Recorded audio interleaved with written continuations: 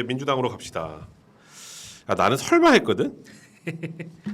정리된다니까. 설마 했는데 이 사람으로 갈 것 같아요. 기사 좀 주세요. 아, 나는 그래도 추미애만큼은 아닐 거라고 생각했어요. 이재명이 싫어하니까요. 아니 이재명 입장에서도 부담스럽죠. 추미애 국회의장이면 굉장히 부담스러울 것 같은데. 부담스럽죠.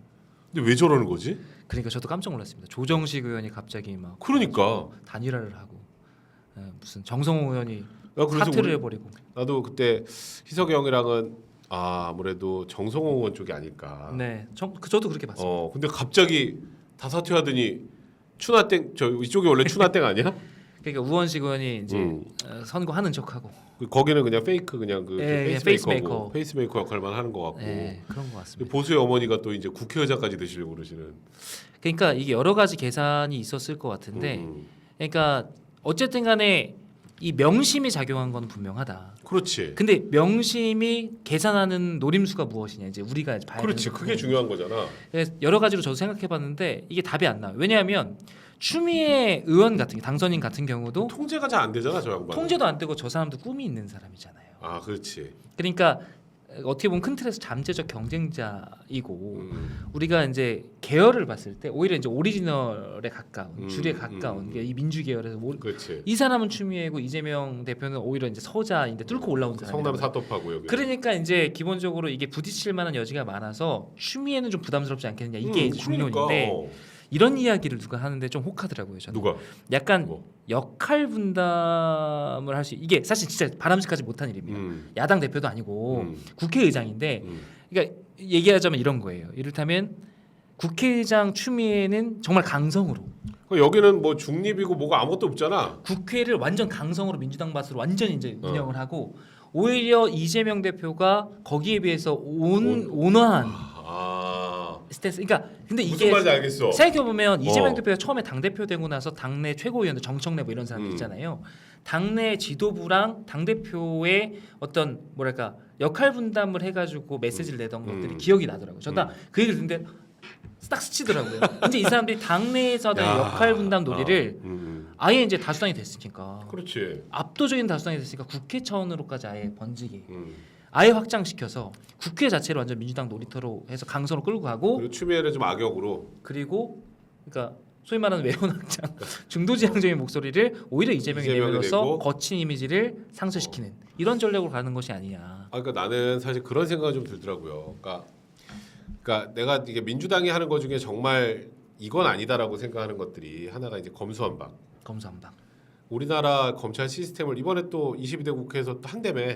제일 1호 법안으로 또 한다며. 네, 그렇더라고요. 그러니까 이거는 그 정치인들 몇 명 수사했던 그 사람들에 대한 보복적 감정으로 이거는 우리나라 그 건국 이래 지금까지 엄청나게 수사 역량을 갖춰왔던 검찰을 그냥 병신 만들고 그럼 우리나라 큰 사고 터지면 이제 누가 수사해? 그러니까 다 경찰이 하게끔 한다. 그러니까 나는 이제 변호사 일을 하면서 이제 경찰서에 가 보면 죽을라 그래요.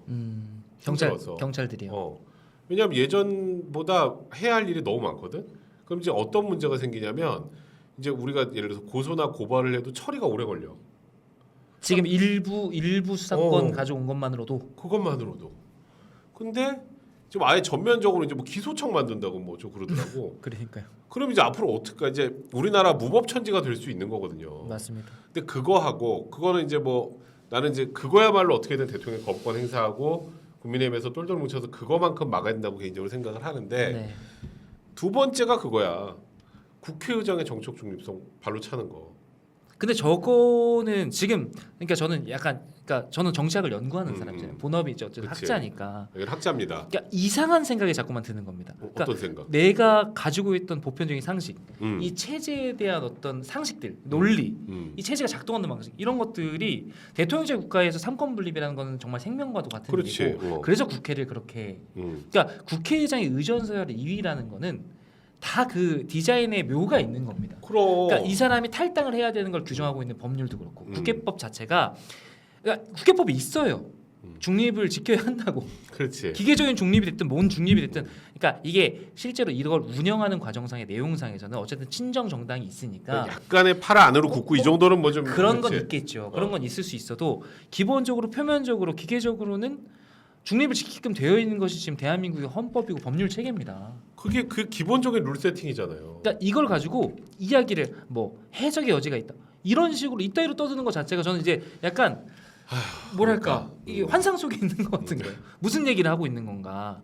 근데 이제 그런 얘기도 그러니까 민주당에서도 이게 얼마나 말도 안 되는 얘기인지 알기 때문에 그런 얘기를 하더라고요. 아 뭐 기본적으로 이제 당내에서 후보 선출하는 과정이니까 있을 수 있는 얘기지. 근데 추미애는 아닐 것 같아. 추미애는 그렇게 하겠죠. 그러니까 나머지 조정식이나 정성원이나 이런 분들, 뭐 우원식 당내 의원이나 이런 메시지로. 분들이 된다면 당내 메시지고 국회의장이 되면 조금 다를 수 있을 것 같은데 추미애는 달라요. 신념인 것 같습니다. 여기는 중립성은 개나 줘보를 발로 빵 차고 지금 이제 무조건 렛츠고로 갈 것 같은데. 이제 그러면 이제 이재명 대표가 좀 점잖게 역할 분담. 연락 짜증난다 갑자기. 자, 우리 댓글 좀 볼게요.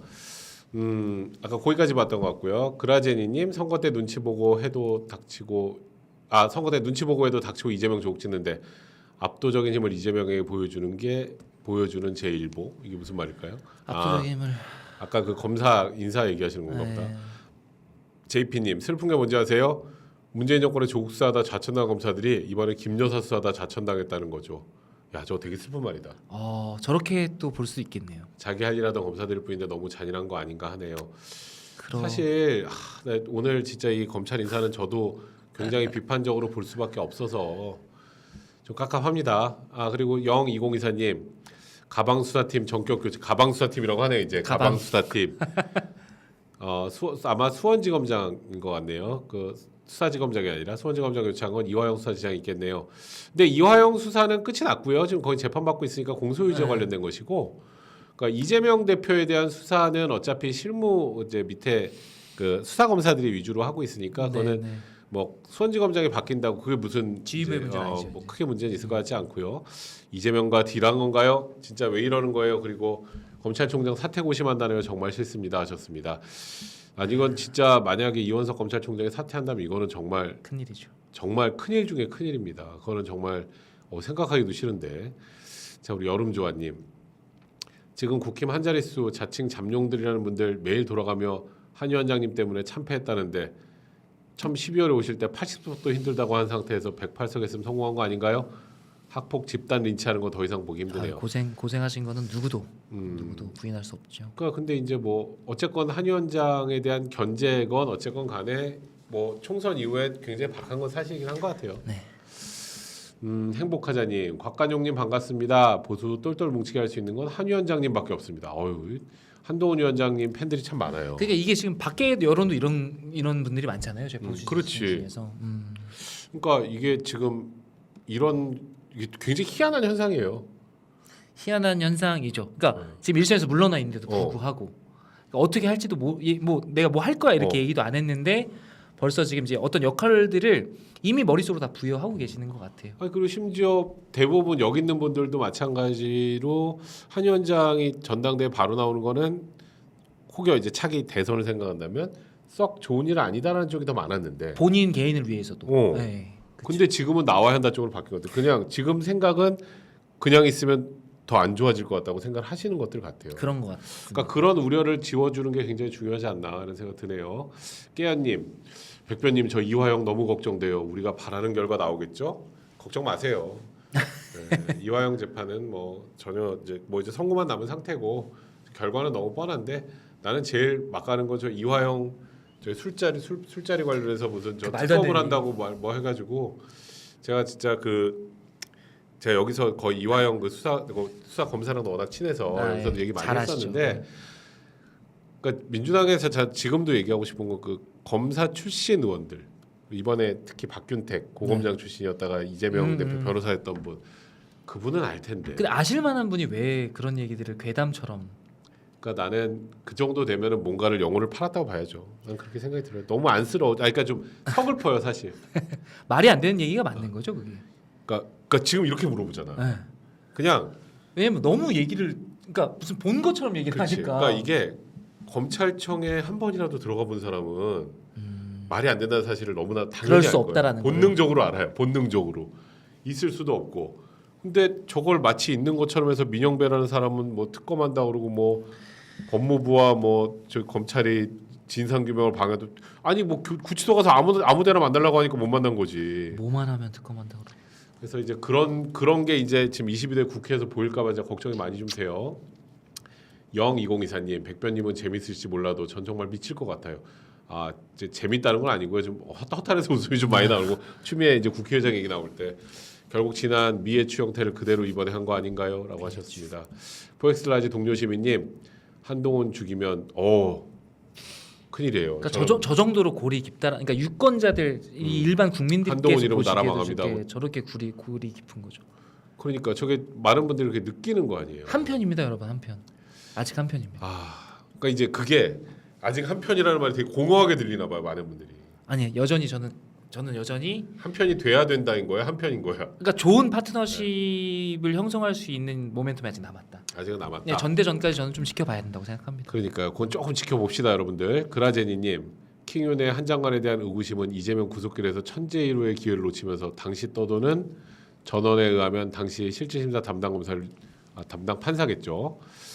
유창훈 올픽한데 킹윤에 대해 상당한 우려를 표했으나 상당한 자신감을 보였으나 실패 후 킹윤이 당시 해순방 중 뒷골을 잡았다 얘기가 있는데, 그러니까 이재명 대표 그 구속이 기각된 게 한동훈 당시 법무부 장관 책임이다. 뭐 이런 것 때문에 근데 그거는 아닙니다. 뭔가 저의 계기다라고 말씀하시는 건데 이제 뭐 여러 가지 뭐 썰이 계기긴 있는 하지만 그거는 아니고요. 그 이후에 총선 과정에서 아무래도 갈등이 생긴 거라고 봐야겠죠. 그렇죠. 뭉크님, 국힘 챙긴다원으로 지나갔어요. 한동훈 지지 세력도 해주세요. 위두훈이 가입하신 분들이 많이 들어오세요. 위둔. 오징어 페퍼민트님, 제가 잘 몰라 하는 틀린 비율일지 모르지만 이분이 되게 재밌는 얘기 많이 해주세요. 네. 유는 YS가 되고 한은 이인재가 되고 아직 모르는 누군가가 심지어 김한길 입김의 인물이 이회창이 될까봐 겁나요. YS는 대통령 한번 해보고 그 이후 DJ 노부의 10년 만에 정치적을 좌표형시켜서 민족 타령하고 맨날 제사 죽음팔이 주사파가 정치교육 언론 다 잠식해서 현 405를 낳았고 좌우불문 지도층은 친중 비즈니스 하는 이게 다음 10년의 반복될까 두렵습니다. 이분은 굉장히 정치 고관여층이세요. 그러니까 역사적으로 이제 뭔가 사이클을 얘기하시는 거네요. 그러니까요.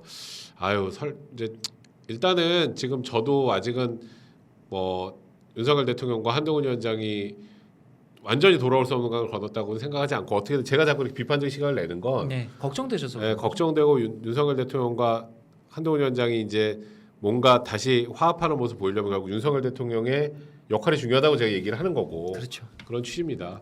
그라제니님, 정치에서 제일 중요한 게 세력인데 어떻게 얻은 인기인데 내가 훈이면 전대 무조건 나간다. 또 저 말도 일리가 있네. 또 잊혀지면 안 되니까. 그라제니님, 근데 강남에서도 조국 찍는 거 보면 중도가 있긴 한 거예요. 무슨 짓을 해도 국힘 안 찍는다는데 중도 있죠.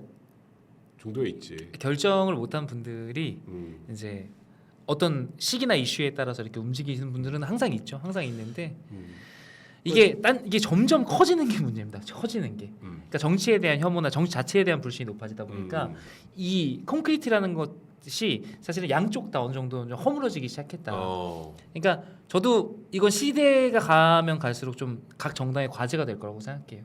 포착을 못 해낼 겁니다. 지금의 그렇지. 근데 사실 지금 생각해 보면 많은 분들이 앞으로 뭐 선거하면 항상 이렇게 질 거야 이런 얘기를 하시는데 조금만 돌이켜 보면 지난 대선도 이겼고 네, 저는 그렇게 지난 생각하죠. 지방선거도 압승했잖아요. 네. 그러니까 이거는 이제 뭐 다 진보고 중도도 없고 그렇게 생각하지 마시고 뭔가 잘못한 게 있으니까 그랬다고 생각을 해요. 구도는 언제든 바뀔 수 있다. 그렇지. 그리고 점점 더 빠른 속도로 바뀔 수 있다. 그렇죠. 이렇게 생각하고 있습니다. 그렇게 생각하시면 될 것 같습니다. 오징어 페퍼민트님, 외국에서 김밥 잘 팔리고 K-팝, K-뷰티, KK 타령하니까 우리가 무슨 엄청난 국력의 세계 선도국가로 착각들하는 걸까요? 속으로는 검수완박하고 사법부 재판 기록 북 라자로스 해커팀에 다 털리고 저것도 황당하더라. 진짜 저 내실은 너덜너덜 다 구멍난데 무슨 전국민 25만 원 타령이고 나라꼴 무섭네요. 저것도 사실 문대 그런 거잖아요. 그러니까요. 저게 저럴 수 있는 건지 저는 그러니까 우리나라 기본적으로 이 보안 시스템 이제 온라인 이쪽은 그렇지. 세계 최강이라고 알려져 있는데 그러니까. 저런 일이 지금 21세기에 2022년 그것도 이때 일어난다는 그 게 저는 중요한 참 상권 분립의 한 축인 사법부에서 대단합니다. 저런 거를 정말 꼼꼼하게 잘 관리하는 게 진짜 중요한 거죠. 인기도 인기지만 그게 진짜 국격이죠. 그랬으면 좋겠네요. 써니님 한동훈 디펜스는 지지자들이 합니다. 무서워요 이제 딱 이제 굉장히 결연해요. 우리 위도우님들이 근데 진짜 팬덤이 있는 정치인이 그렇게 많지 않은데요. 그렇죠. 그러니까 역사적으로도 별로 많지 않습니다. 팬덤이라는 게 있는 정치는. 그러니까 이게 정치의 트렌드가 점점 팬덤 정치로 가는 건지 아니면 한동훈 비대위원장에게 쏠려 있는 이 팬심이라는 것이 좀 특별한 것이 있는 것인지 그건 이제 좀 더 분석을 해봐야 되겠습니다만 하여간 상당히 강구한 건 맞다. 근데 좀 특별한 것 같긴 해요. 국민의힘에도 굉장히 뭐 유력한 정치인들 꽤 많이 있잖아요. 그렇죠. 뭐 예를 들어서 뭐 오세훈 시장도 그렇고 원희룡 뭐 전 장관도 그렇고 나름대로 다 지지세가 있는 분들이 근데 이렇게 막 엄청난 팬심 뭐 팬덤 이런 거는 없죠. 그러니까 뭐 나오면 선거에서 이기고 막 이런 분들이지만 이렇게 막 뭐 와 뭉쳐서 우리 뭐 이 사람은 우리가 지킨다 이거는 없었거든. 그러니까요. 이게 뭔가 서사 자체가 있는 것 같아요. 그러니까 이게 서사가 만들어낸 거 플러스 한동훈 장관의 이제 캐릭터 뭐 이런 거라고 보는데 하여간 쉬운 일이 아닌데 현재 이런 걸 가지고 있는 보수의 유일한 주자가 아닌가. 또 그래서 아니시 뭐 갑자기 민주당 얘기하다 다시 한동훈 위원장 얘기를 하고 있는데 모든 게 이제 요즘에 다 기승전 한동훈이 돼버려가지고 근데 또 일면에서는 그냥 국민의힘을 위해서만 놓고 보면 네. 한 위원장이 전당대회를 안 나오면 흥행이 안 될 것 같아. 그런 분석도 많이 하시죠. 그러니까 관심이 없을 것 같아 사람들이. 제일 좋은 건 다 나오는 겁니다. 다 지금 이야기되는 사람들 다 나오는 뭐 겁니다. 안철수, 유승민, 뭐 원희룡, 뭐. 그러니까 우리가 축제를 벌일 때가 아니긴 하지만 어. 이럴 때일수록 뭔가 대논쟁을 해야 된다. 그러니까 저는 항상 위기 때마다 논쟁을 하는 조직이 건강한 조직이라고 생각하는데 진짜 다른 목소리들이 막 치고받고 싸워서 진짜 깨지기 직전까지 갈 정도로 싸워서 뭔가 결론이 나야지만 다음 길을 모색할 수 있는 거지. 여기서 또 조용히 이렇게 간다? 사실 지금까지 뭐 1, 2년 동안 저희가 그런 걸 많이 받지 않습니까? 그렇죠. 이렇게 조용히 쭉 정해서 너무- 이렇게 이번엔 이쪽 해서 이번엔 뭐 용산의 입김이네 뭐네 말이 많았어도 항상 그랬지. 지금 이번 총선을 이렇게 박살나는데 이번에도 전대가 그렇게 치러진다? 저는 그 뒤에 일은 사실 상상하기가 좀 어렵습니다. 그러니까요. 지금 이 상황에서까지 만약에 또 그렇게 간다면 그거는 정말 그 끔찍한 결과가 나오지 않을까 생각이 드는데 다 나오시라. 님 퇴근이 늦었습니다. 요즘에 가장 비판적인 메시지를 많이 남기시는 우리 또 시청자신데 여기 오늘 검찰 인사 발령이 난 걸 보니까 욕이 저절로 나왔습니다. 내 와이프 건드리지 마 이거죠. 미쳤다는 말밖에 안 나옵니다. 진짜 이러는데도 지지하세요 하셨습니다. 저희 시작할 때 오프닝이 그거였어요. 그러니까 제가 있으면 궁금하시면 이따가 저희가 무슨 말했는지 처음부터 다시 한번 보시면 될 것 같습니다. 앞부분에. 걱정이 많이 됩니다. 그리고 이제 우리 민주당 다시 올게요. 또 당대표 이재명이 하는 거야? 뭐 지금 그렇게 되고 있는 것 같은데요. 뭐 DJ 이후로 처음 아닌가 만약 그러면? 이 얘기 제가 이제 조금 주목해서 봤던 건 그러면 이재명이 만약 이번에 아니면 누굴까? 근데 다들 정청래를 얘기하더라고요. 그렇지 정청래. 근데 정청래가 이런 얘기를 했어요. 최근에 뭐라고? 이재명 당대표가 연임할 수 있는 환경을 내가 만들겠다. 거의 정리가 된 것이 아닌가. 본인은 그냥 막 사양하는 척하고 있습니다만 뭐 당대표가 3D네 어쩌네 뭐 3D 직종 중에 하나네 뭐 힘들다 안 하고 싶다 이러더니 그러니까 지금 그러니까 실제로 그런 마음도 있었다고 하는데 그러니까 정치적인 계산이 앞섰을 것 같아요. 지금 만약에 당대표를 내려놓고 다시 그냥 이제 뭐 이선을 물러나면 실기했다라고 생각할 것 같아요. 어쨌든 이재명의 목표는 당대표 계속하는 게 아니라 대통령이잖아요. 그렇지. 대통령이 되기 위해서 지금 이렇게 천재일우의 기회에 당을 이끌고 대통령과 맞서는 모습을 보이는 것이 본인한테 훨씬 더 좋겠죠. 지금 뭐 완벽하게 국회 의석에서 유리한 상황에서 재미 좀 어쨌건 봐야죠.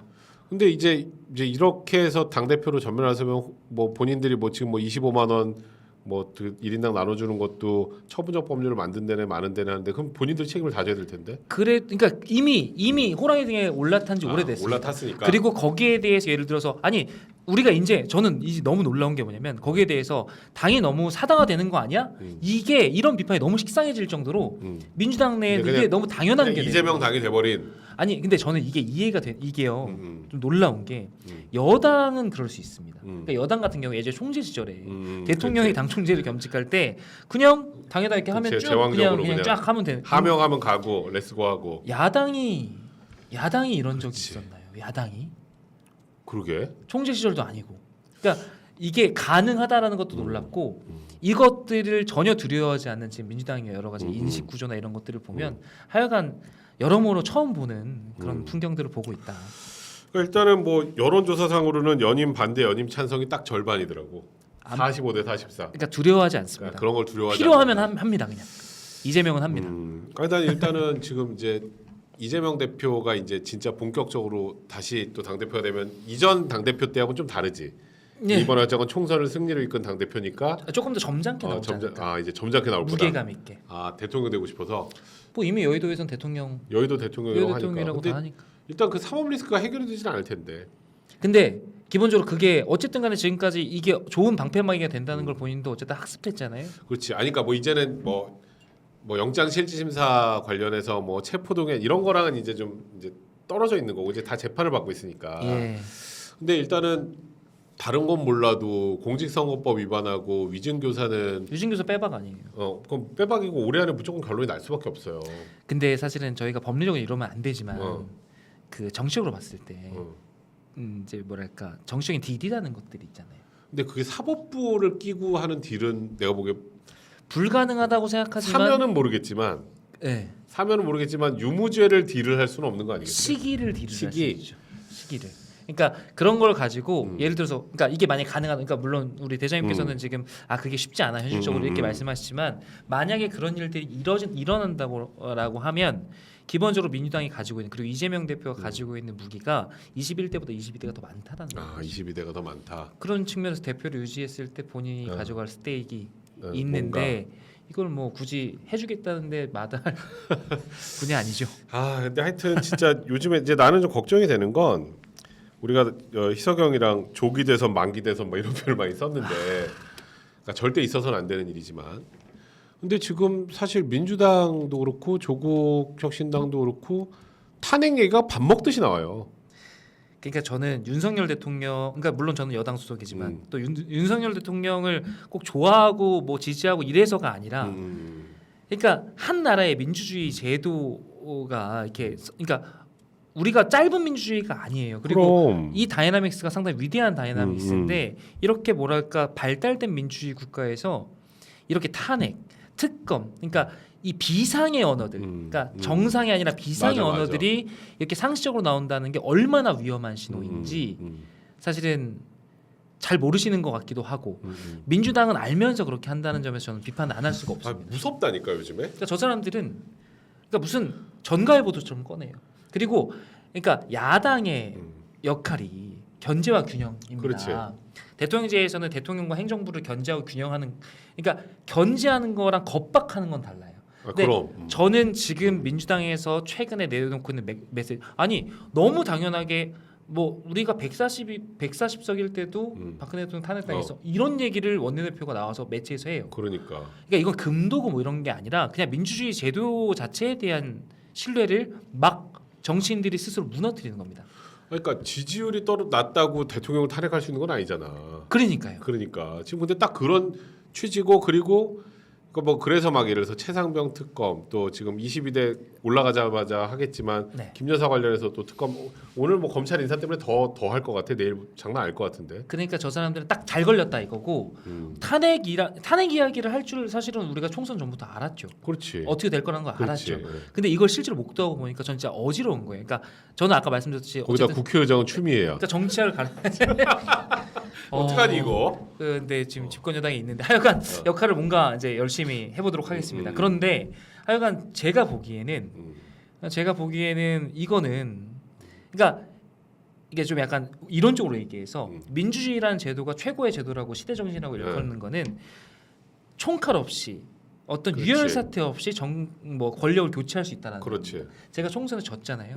지고 제일 먼저 페이스북에 올린 글이 결과에 겸허히 승복합니다. 근데 제가 보기에는요 민주당은 한 번도 대선 이후에 자기들이 졌다고 생각해요. 겸허히 승복한 적이 한 번도 없지. 그러니까 대통령이라고 생각해 본 적이 없다고 저는 생각해요. 지금까지 했던 모든 메시지와 모든 뭐 지금 제가 겁박이라고 얘기하는 정치적 행위 이런 것들을 저렇게 거리낌 없이 할 수 있는 건 기본적으로 저 사람들의 어쨌든 제일의 목표는 대통령의 그러니까 저 사람 요즘 단어도 막 저렇게 만들어. 무슨 조기종식 이런 말을 써요. 정권 조기 종식. 와, 좀 무섭더라고. 무슨 그거는 거의 쿠데타지 뭐. 못 들어본 말을 씁니다. 이 정치학적으로 안 쓰는 말이에요. 음. 근데 그런 말을 써가면서 탄핵을 너무나 쉽게 저렇게 운운한다는 거.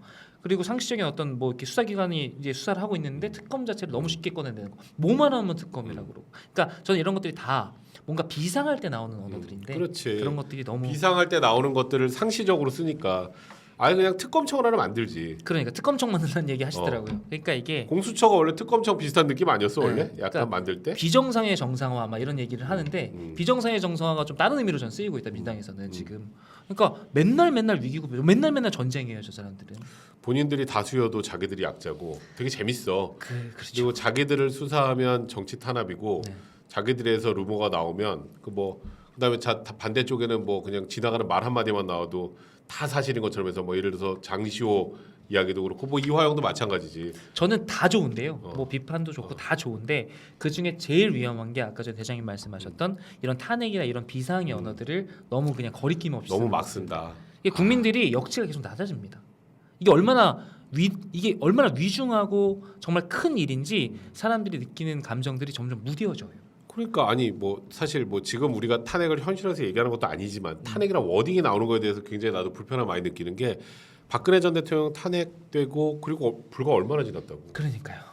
그럼 이제 이 다음부터는 어떤 일이 생기냐면 누가 대통령이 되면 그 다음부터는 다음 용납. 날부터 양쪽 다 어떻게 하면 저 사람 끌어내니까. 끌어내니까 이 생각밖에 안 하게 된다고. 그러니까 그게 제가 아까 얘기했던 것처럼 민주주의가 불안정해지는 이 체제 자체가 불안정해지는 거예요. 그러니까 우리가 어떻게 쟁취한 민주주의인데 저 사람들 그러니까 당 이름에 민주라는 말을 달고 이 민주주의 자체를 존중하지 않는 태도를 취하는 것 자체에 대해서 저는 어쨌든 간에 진영을 떠나서 분노할 수밖에 없는 거예요. 그러니까요. 일단은 뭐 22대 국회가 어떻게 진행이 될지 뭐 지금 충분히 예상은 됩니다만 아직은 저희가 겪진 않아서 시기상 겪진 않아서 저희가 뭐 이렇다 저렇다 말씀드리기 좀 그렇습니다만 네.